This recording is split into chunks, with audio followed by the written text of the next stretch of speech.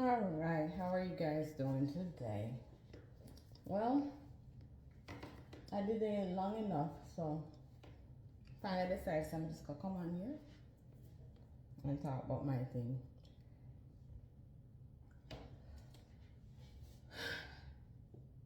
You ever hear say, if you're sorry for mawga dog turn around bite you? Well, my life is the epiphany of that. So a little bit about me. I'm a nurse by trade or profession, whichever you want to call it. I went back to school, come to America, 18, sleep on floor, send myself to school, work a patty shop, and go send myself to school while doing that to become a CNA, a PCT, then to a registered nurse.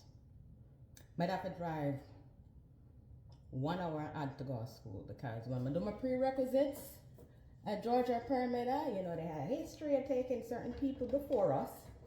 And so I have to apply everywhere. And so when the school that called me back was Macon, I got in off their waiting list. So I had to drive an hour and 45 minutes. Sometimes it's 3 hours with traffic one way to go to school to get my associate. Graduated in 2007 with my associate's degree in nursing. Take my boards, passed it in 2008. Go back to school, same place in American, this time 115, and got my bachelor's. So, work hard. I remember a time when I was in America where I never had 2 or 3 jobs. Anyway, when I was finishing up my bachelor's, I had my daughter. And things gonna work out. Because you know how some Caribbean men are. He wasn't Jamaican, but he was from another island and he was a little bit of a ladies' man. But a good person, but a ladies' man. So decided 4 months pregnant, I'm gonna be celibate. And that's what it was until about almost 2 years later when I went on a trip to Jamaica and whatever. Anyway, that was just a summer fling. Anyway, one girl I used to be friends with, we go come up together, we both were texts, and she used to work at Grady. As a matter of fact, she introduced me to my daughter's father. Well, Michelle learned a lesson from this, but long story short, she reintroduced me to somebody. She was dating somebody in Jamaica, and she said, "Oh, this guy is so nice, and somebody for you." And I told her, "Not interested. I'm not looking for nobody." Well, persistently, she persistent, so she took my number and gave the man. And he called, and the person sounded decent. So this was back in 2010. All right, so 2 years of being celibate. Right before that, was the first little fling. I was like, all right, I guess I'll be open to a relationship. So I'm gonna meet him. He appeared to be nice, and the mawga like hell, not my type, but I didn't look at people outside. I look at that time, I was looking at potential, and if the person's a good person, how them treat me.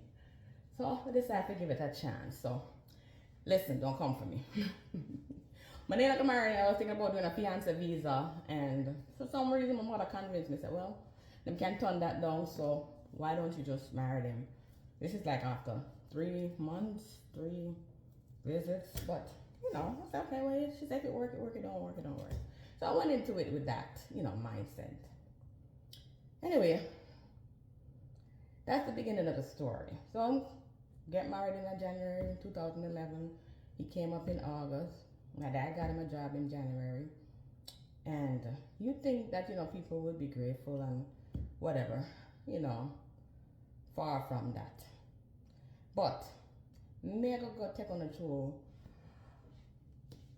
my story, and it is not to bash anybody. It's to tell women like myself that are caregivers or empathic healers, as they call them, about being with people that drain your energy, that their mindset is different from yours. Because I'm not going to use this, the higher level thing, because I was never a person like that, to be honest. My friend did tell me, say, where the hell did I take up something? I not take on nobody with me for help and blah, blah, blah, blah.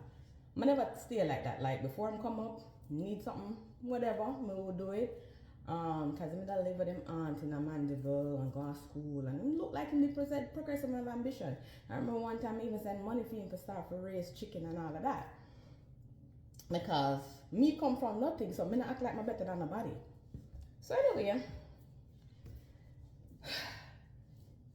the point is sometimes we women we see the red flags and we make society and tradition make us stay in a dynamic that is unhealthy, that degrades your moral essence or your confidence as a person. Because when you end up with somebody like the person Mega described in these series, you have to you went through some shit. You have to heal from it. And the minute when you start choose yourself and wake up, that's when you really meet the real person, when they don't have you at their disposal, when they can't use you, when they can't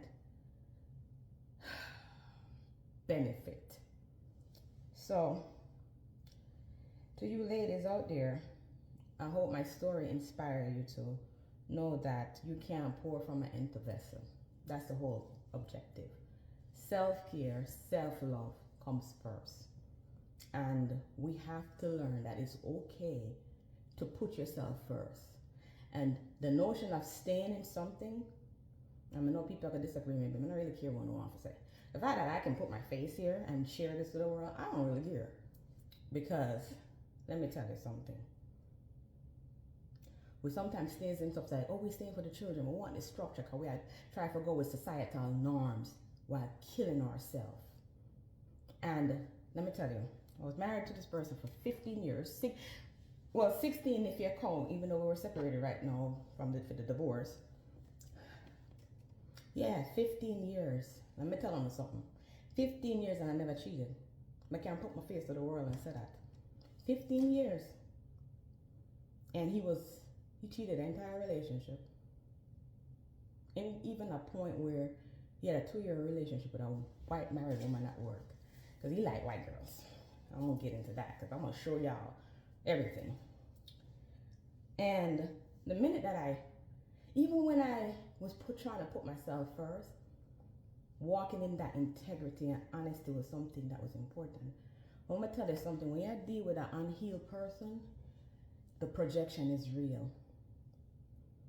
This very person that could apologize turned around and went and spread lies and rumors and paint a narrative to everybody around, community, everything. And at first it hurt because if I was guilty, I'm gonna say I'm out, but I wasn't guilty. And I was still defending this person, still trying to keep their character intact because my son has to look up to somebody, right? Still willing to build. But when you're dealing with a snake, you can't bring in a snake and don't expect it to bite you. And you can lay beside somebody for years and decades and they're envious of you. And they're your enemy. So my warning to you ladies out there, when you see this flag, believe it. Don't justify. Don't explain it away. And don't come up with excuses. Because ultimately in the end, it will only be to your detriment if you don't wake up. Thank God for me, I woke up. I woke up in this physical realm and this spiritual realm. That's the other big thing. If God, the divine minds, if they didn't wake me up, God to tell where that happened. So I'm gonna hang on because it include witchcraft, obia, otherwise than the total sabotage and public tarnish of reputation for somebody that you help. There's more to it, But if you're going through something like this might resonate with you, just know, walk in your authenticity, your truth. Don't lie. Don't cover up anything. Be authentically yourself. Even though the truth made it look like, maybe she come out with a short end of the stick because she's being honest. Keep that. Because you see the frequency when I'm operating up, that low vibrational frequency, it ultimately will catch up with them. And karma is something that's very real. The truth will always prevail. But one thing it did do, it's going to show you all the snakes around you, all the hidden enemies will finally expose themselves. And as an empathic healer, I'm talking to people like single married women. Remember, put yourself first. The journey begins soon.